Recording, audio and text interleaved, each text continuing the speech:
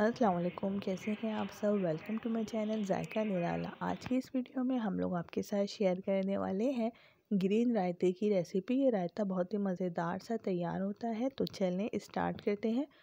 Green रायता बनाने के लिए हमने लिया है 1 गड्डी हरा धनिया, 4 से 5 अदद हरी मिर्चें, हाफ़ टी स्पून काली मिर्चें, half tea spoon chaat masala, नमक आप लोग अपने टेस्ट के हिसाब से ले सकते हैं। हाफ़ टी स्पून मैंने लिया है ज़ीरा और लहसुन के जवे 2 टेबल स्पून। 2 टेबल स्पून में जितने जवे आएंगे वो हम ले लेंगे।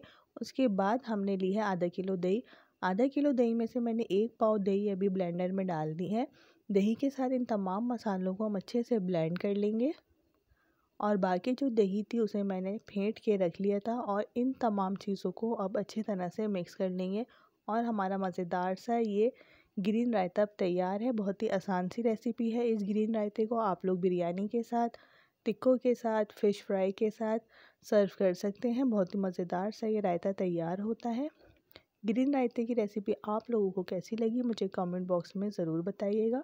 वीडियो पसंद आए तो चैनल को सब्सक्राइब कर दीजिएगा और साइड में बेल का आइकॉन होगा उसको ज़रूर प्रेस कर दीजिएगा। बेल का आइकॉन प्रेस करने से आप लोगों को हर आने वाली न्यू वीडियो का नोटिफिकेशन सबसे पहले मिल जाएगा।